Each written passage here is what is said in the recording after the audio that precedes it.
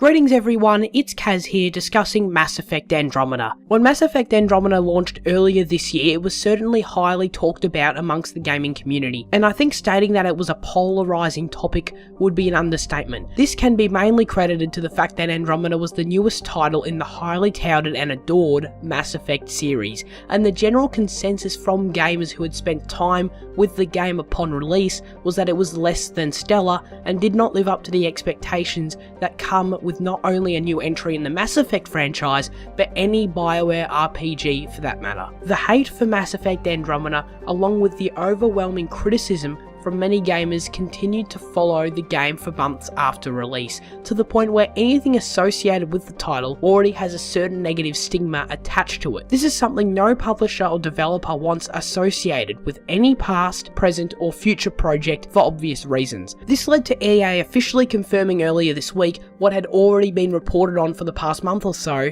that Mass Effect Andromeda would not be receiving any further single player support in the way of updates, patches and most notably DLC. This news is certainly very disappointing for fans of the game. However, they will be continuing to support the multiplayer mode with future missions, character kits and more, although I do doubt how many gamers and Mass Effect fans actually care about or play the multiplayer of Andromeda on a regular basis. After this confirmation, EA Executive Vice President Patrick Soderlund stated that he believes Mass Effect Andromeda did not deserve the level of criticism it received. Quote, "I usually don't do this, but this is one of those places where I feel like the game got criticised a little bit more than it deserved. I think the game is actually a great game. Yes, we have to acknowledge the fact that there were some things that maybe we could have done better, absolutely. But as a whole, if you go in and you buy the game today, with everything that's in it today, I believe that that's a game worth buying personally." So, is Patrick right? Was Mass Effect Andromeda subject to unfair criticism? I believe the answer to be yes. I want to highlight a major factor that is critical in fully understanding where the negativity comes from with Mass Effect Andromeda. Andromeda did not receive bad reviews.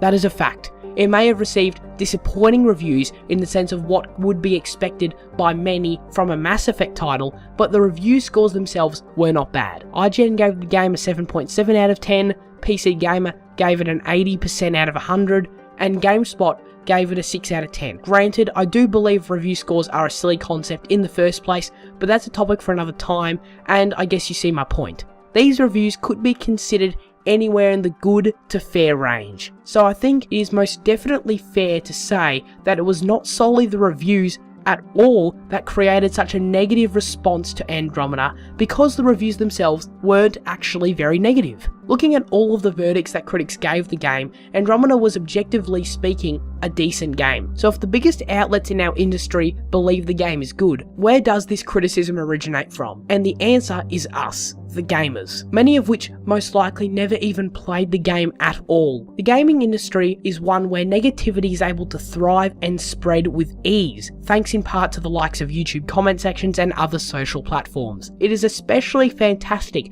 to see healthy and positive discussion taking place in YouTube comments on the occasion, and that is because it rarely ever happens, which is of course a real shame. Because the gaming community was well aware of the magnitude of the arrival of a new Mass Effect game, many were never going to expect anything other than 9s or 10s for the title in terms of review scores, and as soon as a certain portion of the community saw that it was not living up to those scores and expectations, they started hating on the game at every chance they got. The vast majority of those individuals crapping on the game have zero self-developed opinions of their own on the title, but it is in their nature nonetheless to tell everyone how terrible and disappointing it is anyway. I'm fully aware that these people are probably a vocal minority speaking so negatively of Andromeda, but unfortunately in this case, the vocal and negative side of our community was able to make a large enough impact in influencing the discontinuation of Andromeda single player DLC production and ensuring EA themselves